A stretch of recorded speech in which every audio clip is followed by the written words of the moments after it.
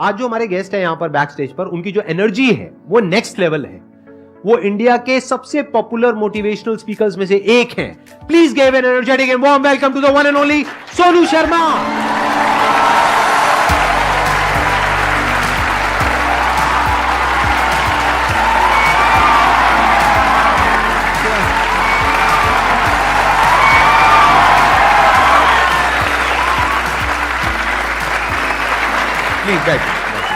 आइए। सबसे पहले तो गुस्सा है इन पे बहुत ज़्यादा। क्या गुस्ताखी हो गई सर? देखो, ऐसा होता है कि आपके जो ऑडियंस है ना, वो आपको बार बार प्रेशराइज कर रहे हैं। आप वहाँ गए, आप वहाँ क्यों नहीं जा रहे? अरे मैंने कहा अच्छी बदमाशी नहीं जाते हम। तो नाक में दम कर दिया लोगों ने आपकी वजह से। आना ही पड़ा। मतलब इतने मैसेज, अब तो 2-3 दिन से तो धमकी वाले भी आ रहे हैं, जाओगे कि नहीं जाओगे।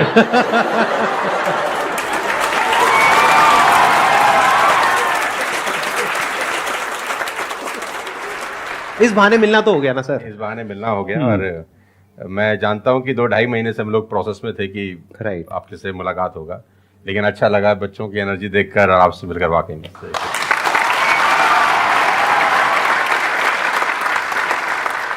अब बताइए कौन है जो इनसे कुछ क्वेश्चंस पूछना चाहते हैं? मेरा क्वेश्चन ये है कि जब आपका लाइफ का एक स्ट्रगलिंग फेज था तो उस टाइम पे आपको गिव अप करने का फीलिंग आया होगा, तो उस फीलिंग को हमें कैसे टैकल करना है या फिर आपने कैसे टैकल किया? देखो, जब आपका वाई बहुत क्लियर होता है ना, तो आप गिव अप कभी भी नहीं करते। कोई भी चीज क्यों करना है, ये सबसे इंपॉर्टेंट रोल प्ले करता है। There is a book by Simon Sinek called learn your why, कि आप कोई भी काम क्यों कर रहे हैं, है ना। तो अगर आप उस किताब को पढ़ेंगे ना, तो आपको बहुत सारी चीजें सीखने को मिलेंगी। वाई बहुत इंपॉर्टेंट है। मतलब अगर आपका वाई क्लियर है ना, तो कोई भी ऑब्स्टिकल गिराने के बाद, आप गिरने के बाद, नीचे गिरने के बाद आप अपने आप उठ खड़े हो जाते हैं। तो वाई स्ट्रांग होना चाहिए, और वही लोग उठने ही खड़े होते हैं जिनका वाई स्ट्रांग नहीं है।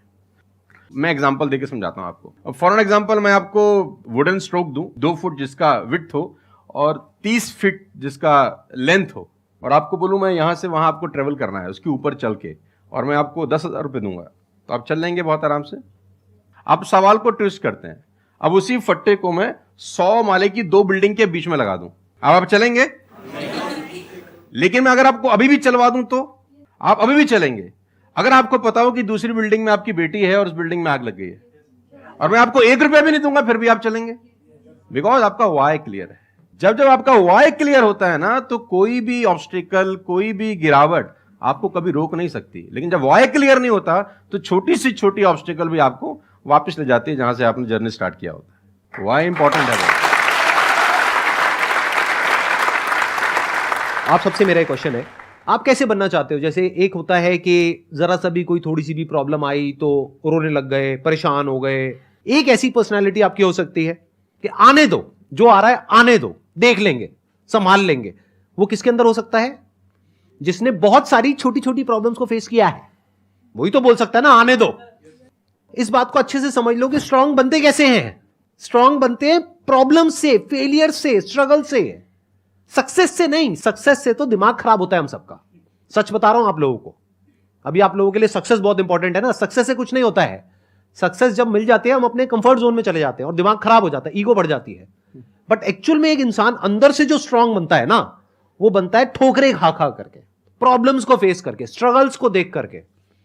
तो आप जितना अभी इस एज में फेलियर्स को देख लोगे, फेलियर से डरोगे नहीं, उतना ही आने वाले 10 साल बाद स्ट्रांग हो जाओगे।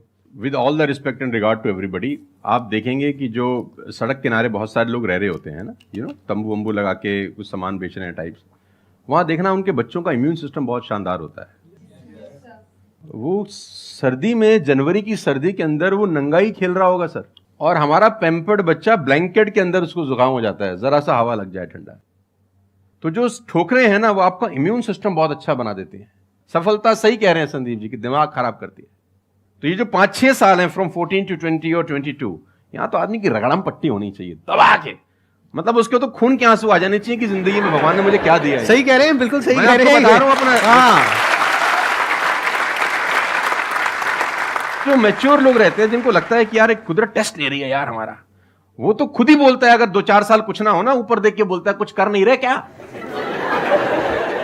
मुझसे भरोसा उठ गया है क्या? हाँ सही बात है, भेजो कुछ चैलेंज, मैं तैयार हूं कुछ बड़ा मजा करने ही नहीं के आता लिए। उसके बिना, उसके बिना मजा ही नहीं हम आता। तो लोग वो हैं कि हम गाड़ी चलाते हैं ना, 4-5 साल स्मूथ चलने लग जाए गाड़ी रोड पे, तो हम गाड़ी रोक के खुद ही खड्डा खोदते हैं सड़क पे। साला इतनी स्मूथ क्यों चल रही है? कोई ना कोई चैलेंज चाहिए यार, मजा नहीं आ रहा यार गाड़ी चलाते हुए।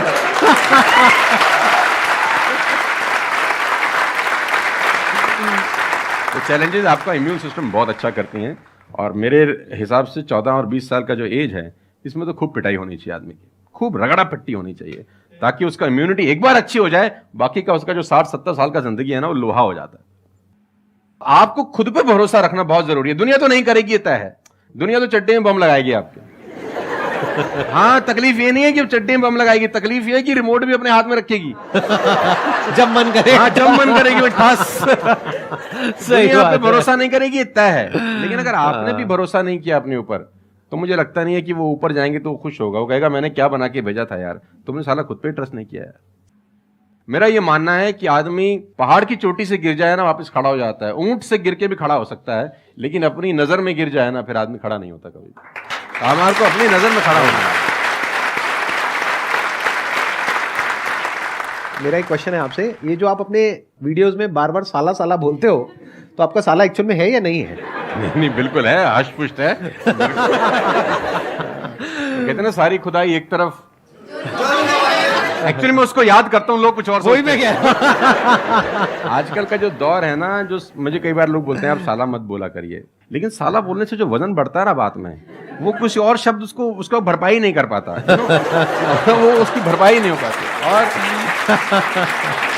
और कभी कभी जैसा लोग मुझे बोलते हैं मत यूज करो, ये वो आदमी है जो नेटफ्लिक्स देख रहा है और न जाने क्या क्या देख रहा है और क्या क्या सुन रहा है, लेकिन उसको मेरे से पंगा है थोड़ा सा। हर आदमी रहता है ना कि इस देश में हर आदमी से खुश हो सकता है क्या? If everybody likes you have a serious problem, है ना? अगर दुनिया में सब आपको पसंद करते हैं तो आप में कोई प्रॉब्लम है, फिर आपने कोई समझौते ही किए हैं जीवन के अंदर। हाँ। तो मैं वो जानबूझ के बोलता हूं, क्योंकि उसका जो वजन है ना यार, मैं और बोलना चाहता हूं और भी कुछ, लेकिन रोक लेते हो।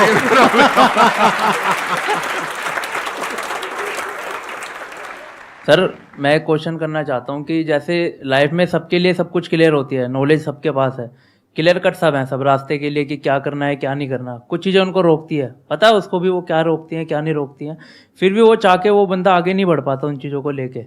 एक नेगेटिविटी उसको रोकती है और उसकी सराउंडिंग उसको रोकती है, मैटर करता है, उसको सब पता है करना क्या है, फिर भी वो रुकता है। सर इसके लिए कोई ऐसा आंसर दो, आज तक किसी ने दिया ना और क्लियर कट हो। भगवान कृष्ण पांडवों के तरफ से गए 5 गांव मांगने हस्तिनापुर, शांति प्रस्ताव। शांति प्रस्ताव लेके गए कि 5 गांव आप पांडवों को दे दो, बड़े संतोषी हैं, वो लड़ाई वड़ाई नहीं करेंगे और पूरी महाभारत टल जाएगी, खत्म, कोई दिक्कत नहीं है। तो दुर्योधन ने बोला कि सुई के नोक बराबर भी जमीन नहीं दूंगा। तो भगवान कृष्ण दुर्योधन से बोलते हैं ये धर्म है? उसने बोला मैं जानता हूं धर्म है। उसने बोला करता क्यों है? बोला पता नहीं ऐसी कोई शक्ति है जो मुझसे करवाती है। ऐसा होता ही नहीं है कि गलत करने वाले को अरे मुझे तो पता ही नहीं था चोरी करना पाप है, नहीं तो मैं करता ही नहीं यार।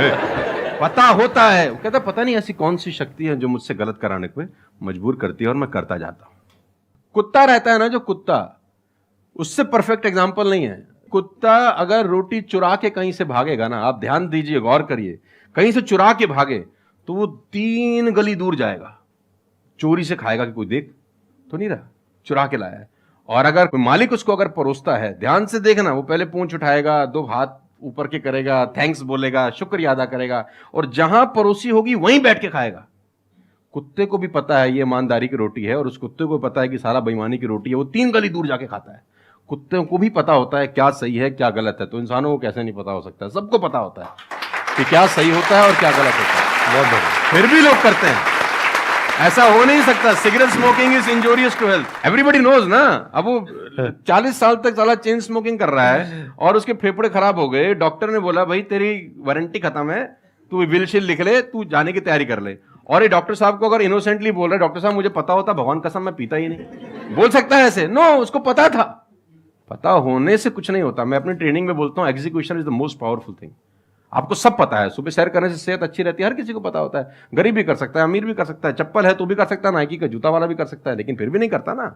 पता होने से क्या होता है? कुछ नहीं होता। Execution is important. यहां पर मैं थोड़ा सा ऐड करूंगा इनकी बात में। अब इस प्रॉब्लम को सोल्यूशन क्या है? जैसे फॉर एग्जांपल, एक बार आपको सिगरेट की लत लग गई, तब अगर आप एक क्वेश्चन पूछोगे तो आपके लिए सिगरेट को छोड़ना, अगर मानो आपको 10 साल हो गए सिगरेट पीते हुए, अब एकदम से सिगरेट को छोड़ना बहुत ही मुश्किल है। मैं बोलता हूं आसान है, लेकिन इतना आसान नहीं है, क्योंकि बायोलॉजिकली आपकी जो ब्रेन है वो मांगेगी उस चीज को। अब सिर्फ साइकोलॉजिकली आप क्रेव नहीं कर रहे सिगरेट के लिए, बायोलॉजिकली भी वो क्रेविंग उठेगी अंदर से। जैसे भूख लगती है, प्यास लगती है, वैसे ही निकोटिन मांगेगी आपकी जो ब्रेन है। तो इसका सोल्यूशन क्या है? जब भी कोई गलत काम करने की शुरुआत कर रहे हो, आपको पता है कि वो सही है गलत है, तभी आपने क्वेश्चन पूछा, आपको पता है कि मैं यहां पर गड़बड़ कर रहा हूं। अब वो गड़बड़ क्या हो सकती है? टाइम खराब कर रहा हूं।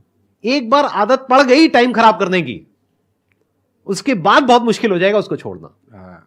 बहुत लेकिन अगर शुरुआत हो रही है टाइम खराब करने की, रोक लिया, वही रोक लिया, पहली सिगरेट पे आप रुक गए, तो बच जाओगे। मैं आपको संदीप जी को ऐड करता हूं, ये बिल्कुल फैंटास्टिक बात बोली इन्होंने, बहुत जबरदस्त बात बोली। एक गुरु और एक चेला कहीं से ट्रेवल कर रहे थे, राइट? कोई जंगल टाइप जगह थी, तो गुरु ने बोला इसको उखाड़ दो। क्या उखाड़ दो? वो छोटा सा पौधा सा लगा था, इतना सा उंगली जितना बाहर आया था। तो बच्चे ने बोला कौन सी बात है, खट से उखाड़ दिया। हाँ। थोड़ा सा और आगे गए तो 2-2.5 फुट का एक छोटा सा पेड़ था। गुरु ने बोला इसको उखाड़ दे। उसने थोड़ा सा जोर लगाया, वो भी उखाड़ दिया। फिर 4-5 फुट लंबा पेड़ था। गुरु ने बोला अब इसको उखाड़ दे। थोड़ी सी उसको मेहनत लग रही, लेकिन उसने फाइनली इसको भी रिमूव कर दिया। अब एक बरगद का पेड़ था करीब 20 फीट ऊंचा। गुरु ने बोला अब इसको उखाड़। बोला महाराज कैसी बातें करते हुए, कैसे उखड़ेगा? बोला यही सिखाना चाह रहा था कि एक बार जड़ें गहरी हो जाए ना, तो उसको उखाड़ना बहुत मुश्किल होता है।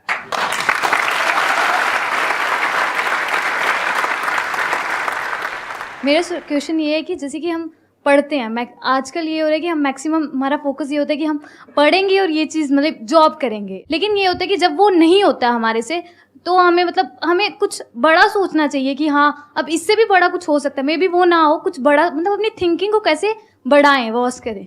देखो, ये जो सोच है ना कि मुझे पढ़ना है और फिर मुझे जॉब चाहिए, ये सोच ही गलत है। अगर आप मुझसे पूछोगे तो मेरे स्टैंड पॉइंट से सोच पता है क्या होनी चाहिए? इतना तगड़ा इंस्ट्रूमेंट हमको मिला हुआ है, ये जो ह्यूमन बॉडी है, इसको एक इंस्ट्रूमेंट की तरह देखो। कितना कमाल का इंस्ट्रूमेंट है, क्या ब्रेन है हमारे पास में, क्या थिंकिंग पावर है, क्या एबिलिटीज है। इसको हम यूज कर रहे हैं किस लिए? सर्वाइव होने के लिए। सर्वाइव तो जानवर भी कर जाते हैं, उसमें क्या बड़ी बात है? तो नॉलेज को यूज करो, यानी एजुकेशन को यूज करो कुछ क्रिएट करने के लिए। माइंडसेट को चेंज करो। अभी क्या एज है? 20 साल, 22 साल। अभी सोचो कि मैं अपनी पूरी लाइफ को क्रिएट करने वाली हूं। 20 साल, 30 साल, 40 साल, 50 साल, अभी पूरी लाइफ पड़ी है। उसको कैसे क्रिएट करना चाहते हो आप? कैसी लाइफ चाहते हो आप? उसको क्रिएट करो और उस नॉलेज को, उस एजुकेशन को यूज करो उसको क्रिएट करने के लिए। अगर एजुकेशन सिस्टम से वो नॉलेज नहीं मिल रही है तो बाहर से ले लो। इंफॉर्मेशन एज बोलते हैं इसको। इंटरनेट पे भरी पड़ी है नॉलेज, नॉलेज की कहां कमी है? और अपने दिमाग को खोलो। सिर्फ ये लाइफ नहीं है कि मैंने यहां से ये पढ़ाई करी, उसके बाद में मुझे जॉब लग गई तो मैं सक्सेस हूं, जॉब नहीं लगी तो मैं फेलियर हूं। अरे नहीं, वो समय गया। आज अनलिमिटेड ऑप्शंस है। फिर भी अगर हम ऐसी बात करते हैं तो इसका मतलब क्या है कि अभी हमारा दिमाग खुला नहीं है, दिमाग बंद है। बोलते हैं ना, mind is like a parachute, it can't work unless it's open. तो दिमाग को खोलो, देखो दुनिया में क्या क्या हो रहा है। Job is not the only way to make money, there are lot of ways to make money. You must have that capability to create something of value for the society, for the world. अगर आप ऐसा कुछ कर सकते हो तो दुनिया तैयार है आपको पैसा देने के लिए।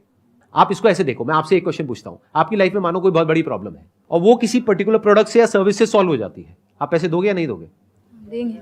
दोगे ना? तो और लोग भी तो आपको देंगे। इसी को तो बिजनेस बोलते हैं। मेरा एक वीडियो है, अगर टाइम मिले तो देखना, कि इस दुनिया में जंगल का शेर बनना, सर्कस का नहीं। शेर तो सर्कस में भी रहता है ना। अब वो जो चाबुक वाला ना उसको नचाता है, आग में से भी कूदने को बोलता है तो बेचारा कूद जाता है। उसको सिर्फ सहूलियत ये होती है कि उसको टाइम पे खाना मिल जाता है बस।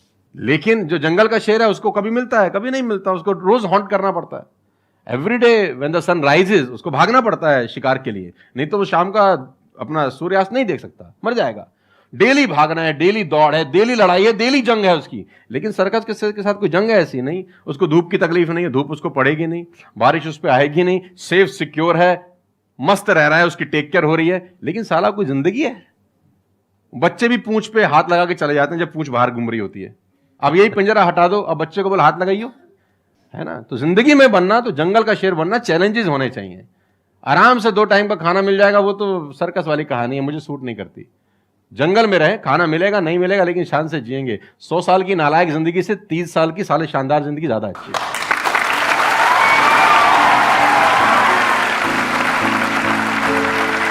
Thank you so much. Thank you.